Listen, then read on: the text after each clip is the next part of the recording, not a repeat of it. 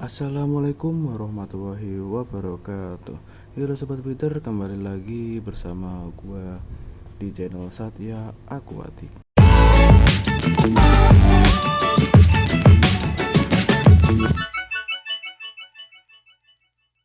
Halo Sobat pecinta ikan cupang, bagaimana kabar kalian?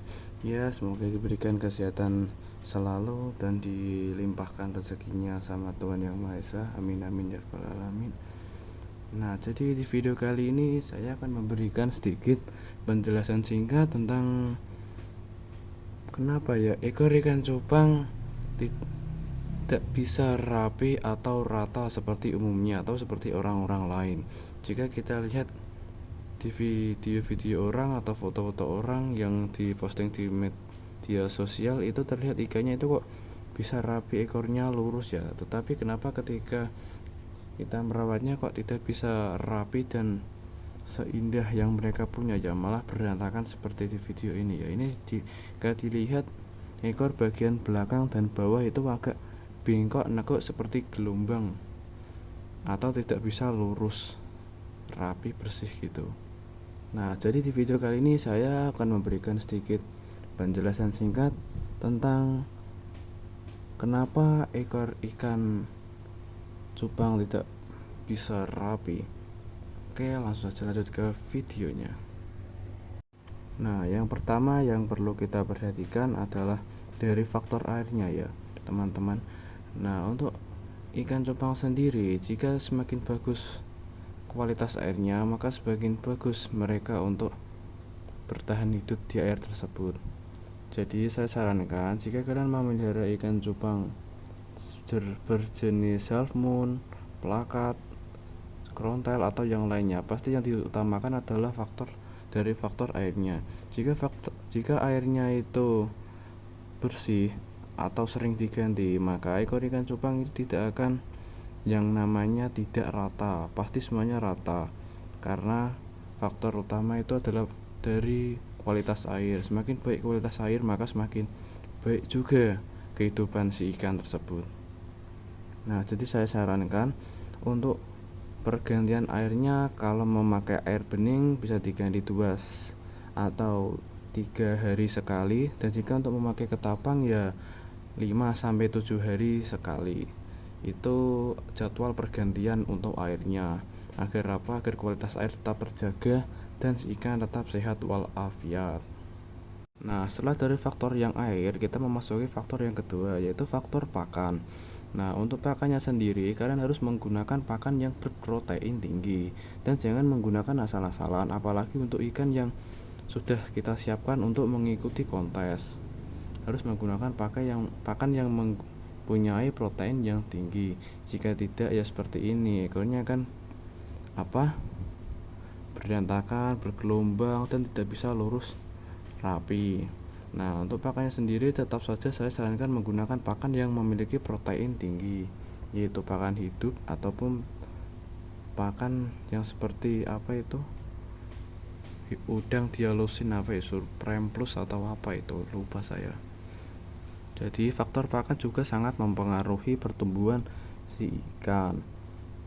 Karena jika baik pakannya, tinggi proteinnya, maka pertumbuhan ikan akan berjalan dengan baik dan lancar pula. Nah, setelah memasuki faktor yang kedua, faktor pakan, kita memasuki faktor yang ketiga, yaitu faktor perawatan.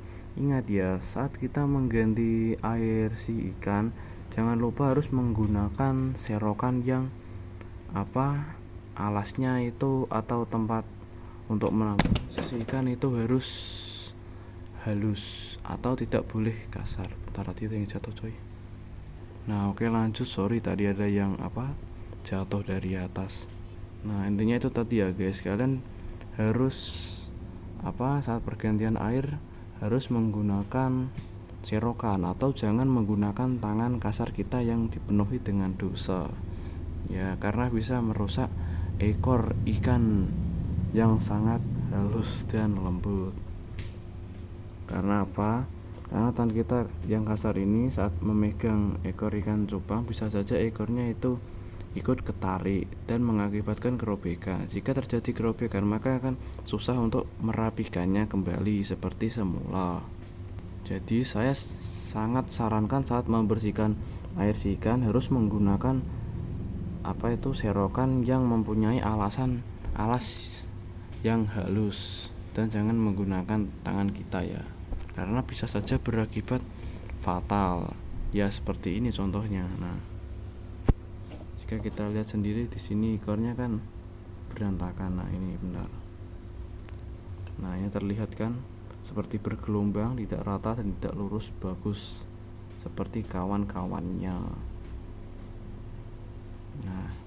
Nah, setelah selesai ke faktor yang ketiga, kita memasuki faktor yang keempat, yaitu setelah faktor perawatan kita memasuki faktor yang keempat, yaitu tentang berinteraksi dengan si ikan. Alangkah baiknya jika kita merawat ikan cupang half moon, sering-seringlah kita berinteraksi kepada si ikan. Nah, caranya gimana? Kalian memberikan tongkat atau memberikan cermin agar si ikan cupang ini seperti ini. Jika dalam bahasanya itu flaring ya, atau seperti melihat lawan jenis dan ingin beradu gitu. Agar tujuannya untuk apa? Agar ekor ikan cupang tersebut mau membuka. Jika kita jarang berinteraksi kepada si ikan, maka otomatis ekor ikan cupang tersebut akan kuncup. Nah, sekiranya itu seperti ini ya, kuncup tidak mau membuka. Nah, jadi nanti pasti akan, jika kita jarang melatih si ikan cupang, saat kita flaringkan si ikan yang jarang kita latih, maka bukanya itu tidak semaksimal yang kita ini benar-benar ikannya nggak mau flaring coy. Nah, ini kan bukaan ekornya kan masih kurang lebar gitu ya, karena ini sudah lihat sendiri ada banyak celah dari sirip bagian fin bagian bawah dan bagian atas. Jadi saya sarankan usahakan setiap hari kalian harus bisa berinteraksi kepada si ikan. Ya, ini juga salah satu faktor yang penting, karena saya juga akhir-akhir ini jarang berinteraksi dengan ikan karena sedang sibuk dan tidak bisa merawat ikan-ikan saya semaksimal mungkin. Itu dia 4 faktor yang mempengaruhi ekor ikan cupang menjadi bergelombang, tidak lurus, atau tidak rapi lah bahasanya, atau apalah menurut kalian itu seburakan sendiri. Nah, intinya itu tadi, kalian harus memperhatikan 4 faktor tadi ya, yaitu dari faktor air, faktor pakan, faktor perawatan, terus interaksi sama si ikan ya. Oh ya, jangan lupa juga untuk faktor yang kelima itu adalah faktor tempat ya. Usahakan menggunakan tempat yang sorry guys, tadi ada sedikit gangguan. BTW di sini sekarang gua posisi lagi berada di rumah dan ini sudah menunjukkan jam 5, jadi ya agak gelap sedikit, cuma lampu bagian sini saja yang saya hidupkan. Ya, mohon maaf mengganggu sedikit. Yang terpenting yaitu tadi 5 faktor yang sangat mempengaruhi. Yang pertama pakan, yang kedua kualitas air, yang ketiga faktor yang ketiga faktor perawatan, yang keempat faktor intinya itu tadi ya, 5 faktor yang harus kita 4 faktor yang harus kita perhatikan. Yang pertama faktor pakan, yang kedua faktor air, yang ketiga faktor tempat, dan yang terakhir adalah kita harus rajin berinteraksi kepada si ikan.